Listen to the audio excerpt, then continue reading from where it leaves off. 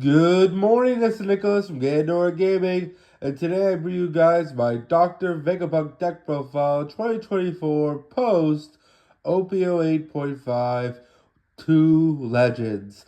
If you don't know, Dr. Vegapunk is the brand new yellow leader from OP07, and he is pretty awesome.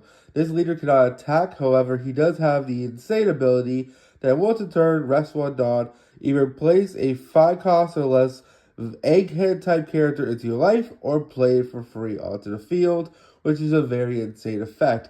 This leader was looked at as not really good for the last few months. However, as of I think 2 months ago, everyone has figured out an aggro build of the deck and has made it actually a top and competitive deck in the upcoming format, because this deck is actually highly favored into Blue Dolphy, just for the simple fact you're cheating out so many bigger bodies, and you are a 2-life leader, and you have access to some of the strongest yellow cards in the game. Plus, triggers are a menace, and you're a deck full of triggers. So let's get straight into this. So, yes, Vegapunk is the weakest leader in the game, technically, when it comes to life. He is a 2-life leader, the lowest life in the game. The only one who comes close to him is 3-life purple, red Monkey D. Luffy, who's a 6k body. But even he can attack, while Vegapunk cannot. But because of his ability and the fact that he's a yellow color, he's actually a pretty insane leader. Because yes, unlike Lovely Lovely Water 7 leader or Vivi, when he gives a character to life, there are always triggers where you can play him from life, which feels pretty awesome. So let's get straight into this. So first things first, we are playing 4 copies of Yamato. I think Yamato is an insane card for the deck. This card is just a 9 cost, 9k that has the ability to KO an opponent's character. Then if you have 1 or less life, heal yourself, which is pretty awesome. Now, she does only kill based on the life total of you and your opponent. So the more life your opponent has, the better. As I mentioned, you're a 2-life leader, so she ain't killing much. But she's still a really good leader to heal yourself. You can heal yourself twice a turn, since it's a 9 con. On your 10 dawn turn, you can play her, heal, kill a character, then use your ability to heal again. So you healed yourself for 2, which feels pretty nice. I'm also playing 2 copies of Enel. Now, Enel is not really popular in a lot of builds. A lot of people are playing the 5 cost Ace, which I do agree with. The 5 cost 7k Ace that says that you have 2 or less life and has Rush. I do think that is a better card.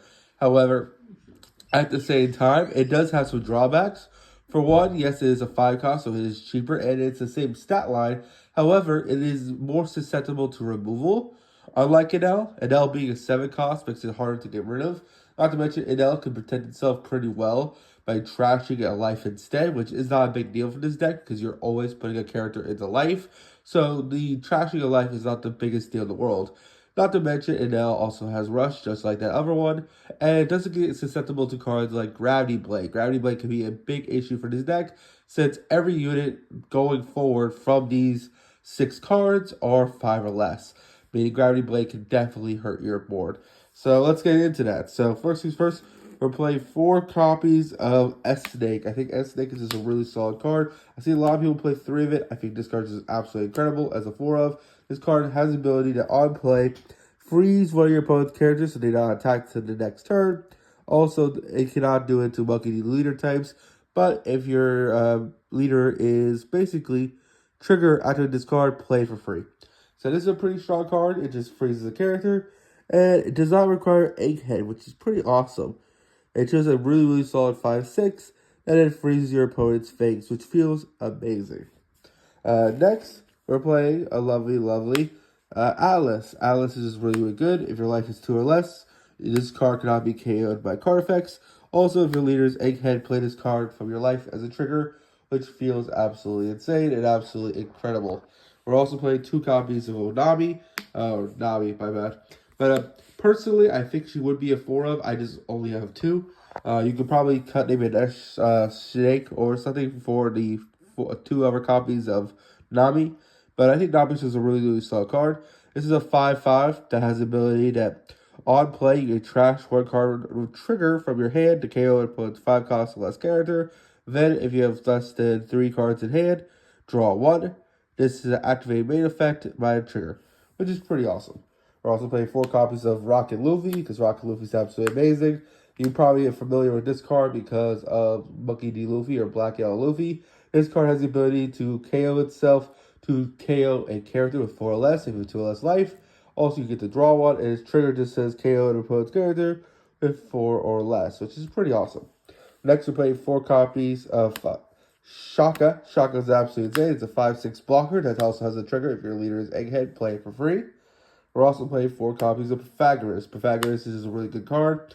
If he is ever destroyed by battle or card effect, basically play one Egghead type character with 4 or less from your trash that's rested. Personally, I would probably cut 1 Pythagoras and 1 S-Shark for the 2 more copies of Onami, but that I say Onami, but that's just up to me.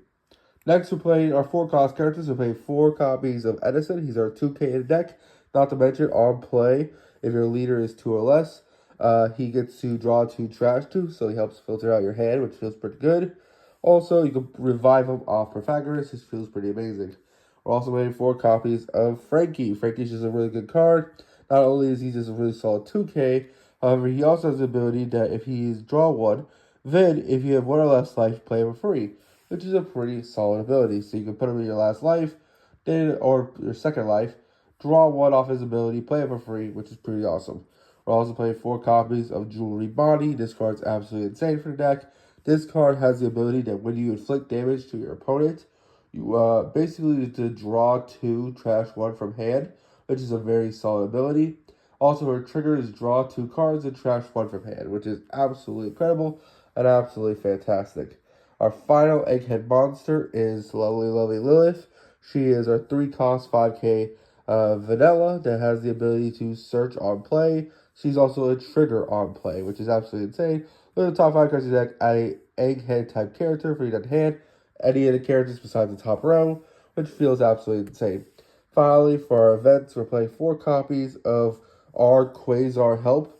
This card's absolutely incredible. This is basically our Radical Beam on the deck. It is a searchable card that basically allows us to gain 3,000 power if your leader is basically 2 or less life. And it also has the trigger ability to play 1 Egghead character that is 5 or less from your trash, which is actually a pretty insane effect, allowing you to revive some really strong characters. Finally, we're also playing 2 copies of Egghead. Egghead's a really good field spell. Basically, end phase, if you have 3 or less life, this could set 1 Egghead type character with 5 or less as active. Its trigger is to play the card for free. Very strong deck, very cool deck, and I'm really happy to see that this is what we got from here. I hope you all enjoy. Don't get stupid. I'll see you on the next one, and bye-bye.